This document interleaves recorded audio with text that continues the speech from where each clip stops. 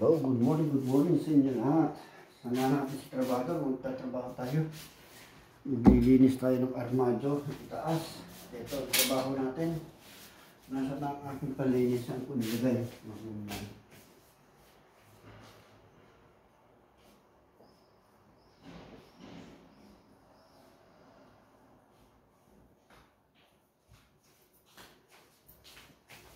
Ito ang ating panlinis sa taas ng cabinet, aparador nila. Para paalisin lang natin yung gamok. Okay, at ito tayo. At maraming salamat sa inyong lahat. Sa ating lahat ng mga viewers. Ayan, maglilinis mo sa trabaho. Ganyan lang ang paglilinis natin. Kung nandito siya, hindi ganito ang linis. Gagamitan pa natin ito kung nandito siya, pero ako wala siya. Ayan. Diba? Ayan. Pas lang tayo. Para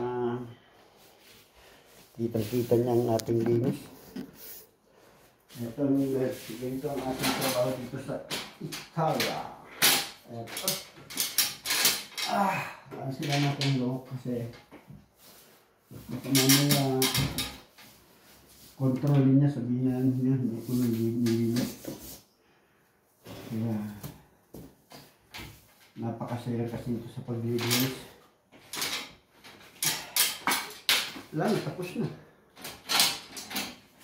Tapos ito, alisin lang natin ito, paspasan lang natin ang ibabaw.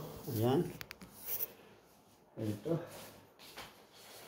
Ito lang.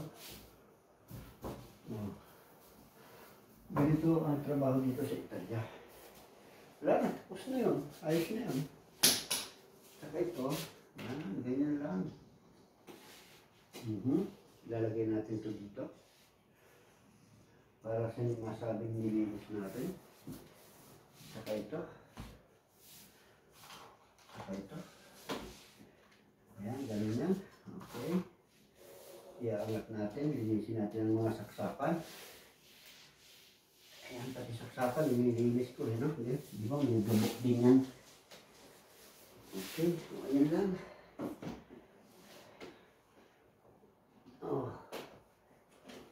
Okay. Ganyan lang, paglilinis dito sa abroad. Tapos na yan. Ayos na. Saka itong mga bangko nito. Ang bangko kasi nito, pinupunasan pati pa ang bangko. Depende sa amo.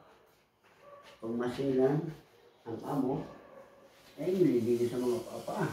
Kaya nililinis ko ang paa nito. O, diba? Yan lang ang ating nililinisin. Tapos ayan. Ito.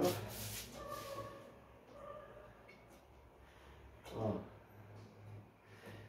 Ilalapag natin dito. Yan siya. Bagong-bago ang kanyang bagong palit ang lensuala. Okay lang. Okay na yan. Tapos natin ito. Punasan natin ang likod. Punasan natin ang saksakan. Punasan natin ang kwadro. Sakalo na yan. Okay. Diba? Yan lang. At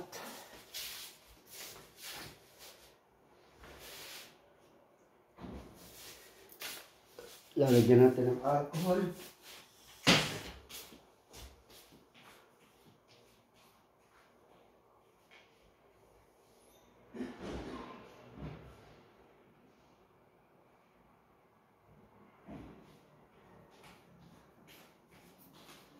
Ito. Lalagyan natin ng alcohol at magpupulberi tayo. Ganito ang paglilinis lang yan mga katrabador. Ayan o. Mabango yan nga naman, mabango. Dahil meron tayong nilagay na alcohol. Para pagpasok niya, mabango ang aking linis. Di ba? O, yun lang. Ganyan-ganyan lang ang linis. Kaya kung gusto niyo magpalinis, dyan sa Pilipinas, pag uwi ko sa bakasyon, pag nagbakasyon, kung magbabakasyon, yan ang ating lilinisin pa mga katrabaho. O ayan, ganyan-ganyan lang. O ayan, katulad niya, yung mga susi na yan, huwag niyo gagalawin mo yan. Dahil yan ay tanda ng amo. Kasi nandyan ang kanilang pera. Kaya alam na alam ko, huwag gagalawin. Ni kahit kailanman yan ay huwag gagalawin. Di ba? Pag ginalaw nyo yan, mahirap tayo. Delikado. Nandyan ang kayamanan ng mga amo. Huwag natin gagawin yan. Tanda nila ang susi. Kaya kayo, bibigyan ko kayo ng clue. Pagka ganyan ang mga susi, mga nakabalandra, tanda nila yan. Kaya, huwag na huwag gagalawin. At huwag magagalaw sa mga amo. Bawal yun. Huwag na huwag tayong gagawa na ganyan. Yun ay kayang kitain natin. Diba? Ito rin lang ay kukuha ng pera sa mga amo. Hindi yung malakihan ha. Hindi yung dudugas kayo. Maliit lang. O, diba? Saka yung sulok-sulok na. Okay, buksan natin ang bintana. Punasan natin pati mga dinding. Okay na. O, diba? Diba? Tapos na.